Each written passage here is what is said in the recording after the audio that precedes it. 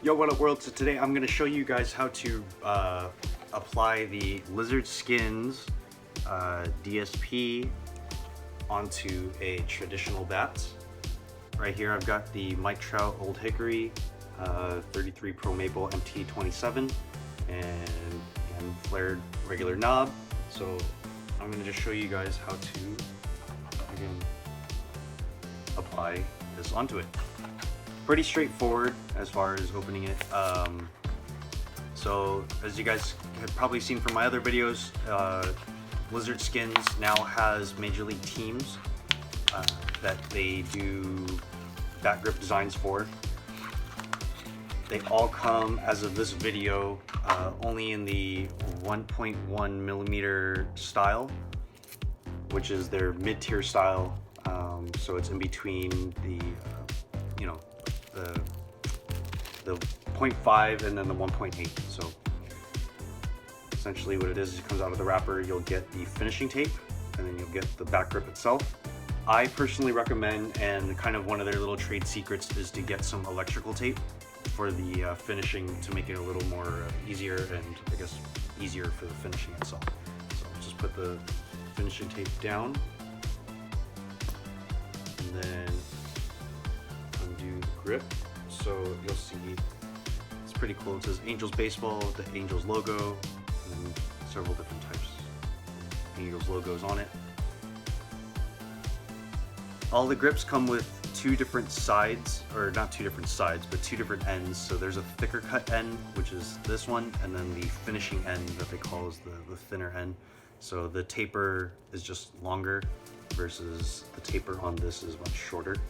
But you want to start with this side on the bat grip itself. So the way you want to start it is, again, and it depends on how you want to put it, but so I want the Angels to read down on the handle, so when it's facing me when I'm holding the bat. So what you'll do is you'll just have the like I said, the short finishing side will start here, and then you'll just go around. So, but what you want to do is they have the tape itself. Come on now. I'm just gonna start from the end here. Come on. Can't seem to get it undone.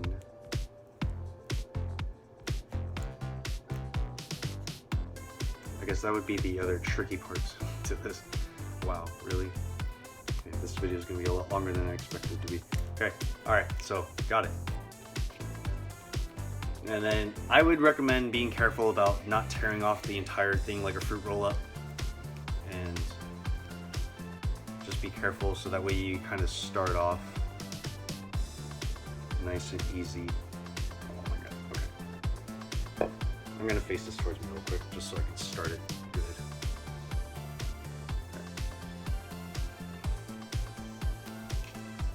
Okay. Essentially that's how you want to just start it. And then you just want to come around the bat on the top. And then once you get to the point where you get close to it, that's where you're going to have to start making the decision to either, you can see on the bat grips that there's dots, and so 1, 2, 3, 4, 5, 6. So you want to make a decision on whether you want to go covering 2 sets of lines of dots, or if you want to cover just the bottom line. For this video, I'm going to cover just the bottom line. So when I go around, that second line is the one that's exposed going around. So do a little more, again, just keep coming around. And then again, the dots you use kind of like as that guideline, just going through. And you don't want to pull on this side so much, because then you're going to start causing stretching, and the stretching is going to start causing the bubbling in the bat wrap. And then I forgot to mention, the reason why you want to decide whether you want to do 1 or 2 dots, I just call them dots just because, again, they are dotted, is it depends on what you want for your bat grip. as far as, do you want it to be kind of like on a regular handle and then have it come further down so you have so you can kind of choke up on the bat a little bit, or if you're a person that doesn't choke up on the bat at all, then you might want to go 2 dots, because then instead of having it, you know, from like down to here and all the way, so that it's a little bit shorter. It may end up being only just this much for just both of your hands at the bottom of the handle. So just try and get around to this as quick as possible. So again, don't rush it, take your time. And if you always mess up, go slowly, just start peeling it back, and then just restart. And then even then, so like you can kind of see me, like if I notice that I'm starting to overlap the second set of dots, or if I'm going too far down, then I just come back a little bit. It doesn't, the great thing about it is that it doesn't stick immediately, I would say.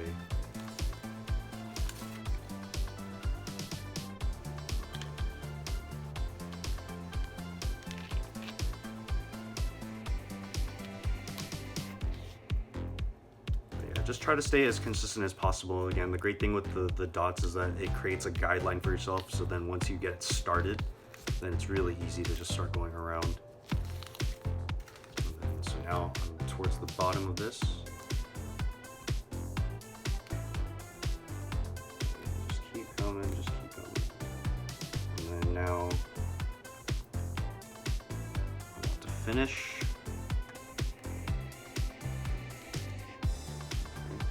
And so for most people, if you don't have electrical tape, that's pretty much how you finish, and then you'll just slap this onto it. But again, because I have the electrical tape, and it was definitely recommended by Lizard Skins to do this, is to find that finishing end and start the electrical tape from that. Otherwise, that's how I do it if I don't have electrical tape. Is I would find that finishing end, and then I would have that in the middle or close to the middle of where I want it. But again, it depends on where you want your finishing tape block, or for your number to be. So on the label itself, do you want it facing up, or do you want it facing towards the ink dot? However it is that you want to put it on. Some people don't care, but again, just having the finishing tape with the back grip, shoot, where'd it go?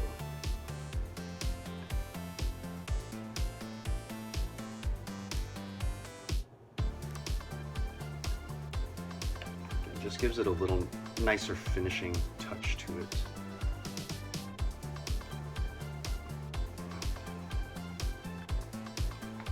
So you don't want to wrap around too many times, just enough.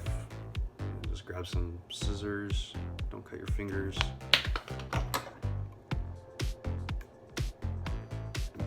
Finished. Now I'm gonna do the finishing tape so that way it's facing up with the label. So can't hold this at the same time. So just grab the finishing tape, peel off a corner, and it should come right off with the sticky side. So again, so now this reads with Angels Baseball, Lizard Skins, the customization plate, Major League logo, and then the A. It's all up to you. Sometimes the barrel or the handles are a little thicker than others, so it may wrap around to be perfect. And in closing, most bats that I've seen aren't, so you're going to have to cover one or the other of the logos or the ends. And so again, for me, I like it so that way the logos are facing towards the handle itself. Or the bottom of the barrel. Bottom of the handle, wow. Okay.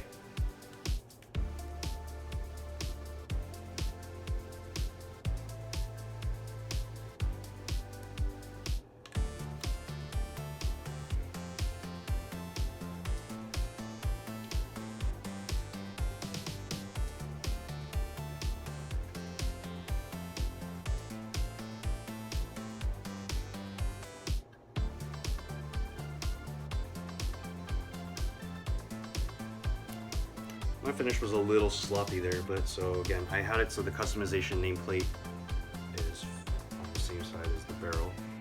But that is how you wrap a traditional bat with lizard skin grip. Pretty straightforward. And then you start kind of just gripping a little bit to kind of even out the bubbles, or if you have any bubbles, or just, you know, kind of make sure that it sticks to the bat itself. So anyways guys, thanks for watching. Check out some of my other baseball videos. I also have a video where I'm going to show you guys how to wrap a axe handle, which is a little bit different than traditional handle because of the whole axe knob there. So again, thank you guys for watching. Stay tuned for anything baseball related. Stay tuned, subscribe, and check out some of my other videos that I got. Otherwise, I will see you guys later. All right, peace.